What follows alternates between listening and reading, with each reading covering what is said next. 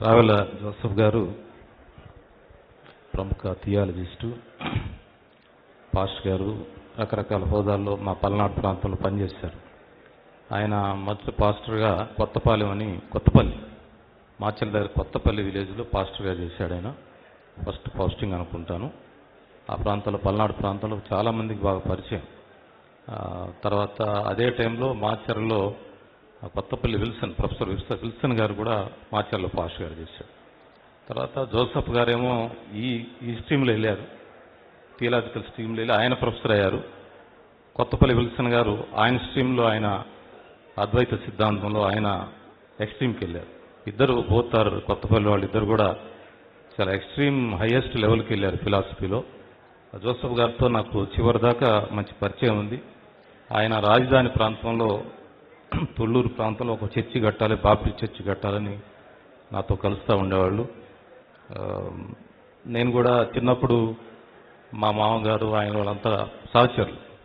Kothapalli Wilson గారు, Kothapalli Joseph గారు, Kothapalli IJ మా మామగారు అందరూ ఫ్రెండ్స్ అన్నమాట. వీళ్ళు బాగా ఈ బాప్టిస్ట్ సంఘాలకు సంబంధించిన విషయాల్లో కలుసుకుంటూ ఉండేవాళ్ళు. వాళ్ళతో అంటే నేను చిన్నవాడిగా చూసేవాడిని. ఏదన్నా ఒక స్పెషల్ అకేషన్లో జోసెఫ్ గారు వస్తున్నారు అంటే పెద్ద పబ్లిసిటీ, మా యూత్ అందరికీ చెప్తా ఉండేవాడు. ఈరోజు ప్రొఫెసర్ జోసెఫ్ గారు వస్తున్నారు, ఏసీటీసీ ప్రొఫెసర్ అంట, ఆయన చాలా బాగా మాట్లాడతారు, మీరందరూ రాండి అని చెప్పి అందరికి చెప్తా ఉండేవాడు. మేమందరూ యువకులుగా వినేవాడు. బహుశా ఆ మెమరీస్ అని నాకున్నాయి. అయినా నేను రాజకీయాలకు వచ్చిన తర్వాత కూడా వారితో నాకు మంచి సంబంధాలు ఉన్నాయి. చాలా పెద్ద మనిషి, చాలా గొప్ప మనిషి, చాలా ప్యూర్ క్రిస్టియన్, ప్యూర్ లైఫ్ అయింది. ఆయన లైఫ్ అంతా మా కాన్స్టిట్యున్సీ కాబట్టి రావెల విలేజ్లో ఆయన బంధువులంతా, ఆయన అన్నదమ్ములు, ఆయన సంతానం వాళ్ళంతా కూడా నాకు మంచి బాగా నాకు సపోర్టర్స్, వాళ్ళ కుటుంబాలన్నీ కూడా, రావెల కుటుంబాలన్నీ కూడా.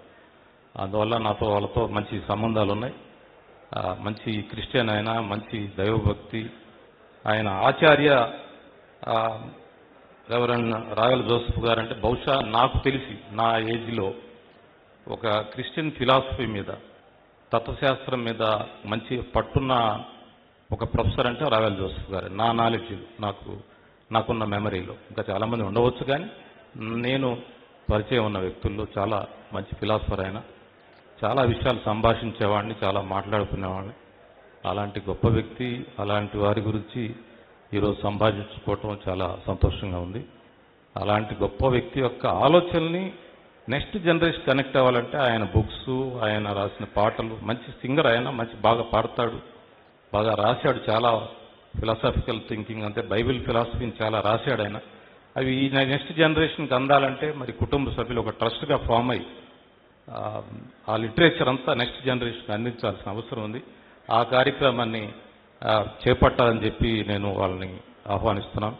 అవసరం అంటే మేము కూడా దాంట్లో విల్ పార్టిసిపేట్ ఇన్ ఎందుకంటే బికాస్ పెద్ద తత్వశాస్త్రాన్ని అందించాడు. అది అందుకోవడం అంటే చాలా కష్టం. ఎందుకంటే వారితో నేను డిబేట్ చేసేవాడిని కాబట్టి నా ఆలోచన డిఫరెంట్గా ఉండే, కానీ ఆయన ఓపికగా సమాధానం చెప్పేవాడు.